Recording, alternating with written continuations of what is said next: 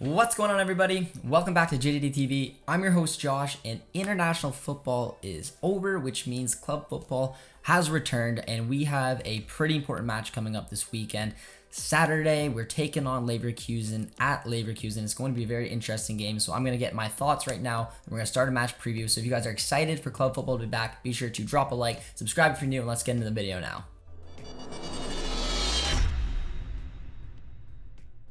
Alright guys, so the fact that club football is back has to excite you guys a little bit. It's almost like you get excited every once in a while for international football. You enjoy that week, and then it's time to get back to business, and that's what we're doing now. So let's take a look at the upcoming game against Leverkusen and take a look at our recent history against them to see how the two teams stack up. In the last 5 games we've played Leverkusen, we've won 3, we've drew 0, and we've lost 2. So relatively even. The last match we played against them, we were able to win in a very important game. As last season, we did go 1 win and 1 loss.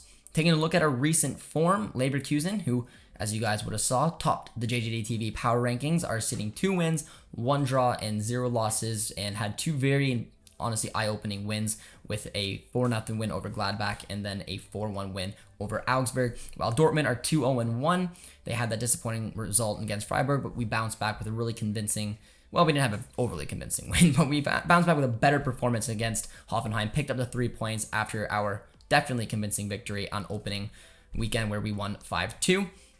Moving on over now to my projected starting 11. Now, I really struggled. I was talking with producer T, and I said, I don't really know exactly how Dortmund are going to go.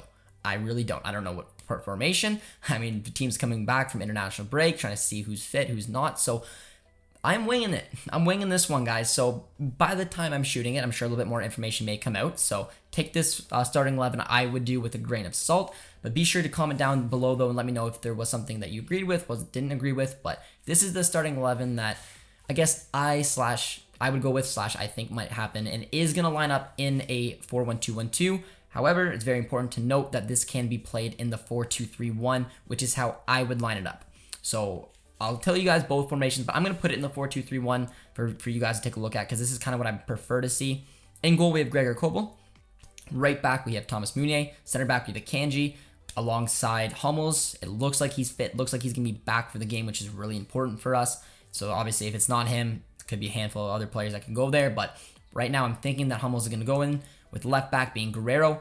Now, if it was a 4-1-2-1-2, you'll have these 2 players on the CDM and one of the 8s, but in the 4-2-3-1, it's going to be Bellingham, it's going to be De Hood, because Witsel was sent back. I don't have enough information to realize if he's going to start or not. If it was precautionary, it's because he wasn't planning on playing, or if it was a small injury. So the likelihood that Witsel might be available is there, but I mean, I'm going to go with De Hood and I'm going to go with Bellingham for the 2 CDMs. For my center attacking mid, I'm going to go with Brandt.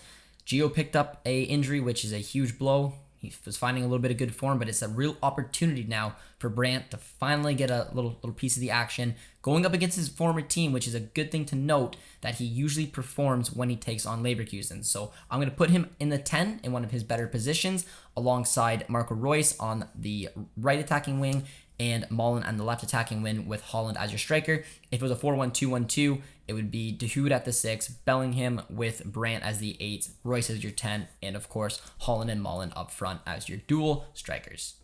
Now moving on over to our key matchups, I really wanted to put Brandt in it just because, like I said, I think he's going to have an opportunity to start, and the fact that he always competes against Leverkusen, I want to get him in here. I'm going to honestly go out on a limb and put him in their key matchups, and I'm going to line him up with Jonathan Tah.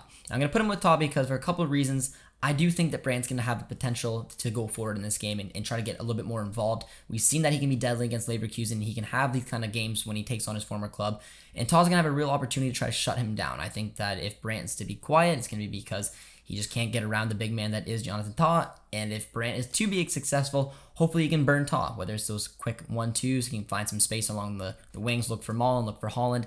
But I'm going to keep them because Tah is someone who I do highly rate at the back, and this is an opportunity for Brandt to really step up. I think he's got a lot to prove to Marco Rose as well as to his former club. The other matchup I'm going to take a look at is Patrick Schick and Manuel Akanji. Now, Schick, because he's an absolute monster already. I mean, he's got great goal scoring form. He had a successful Euros. He's a big man. He's on good form right now, so we got to be very careful.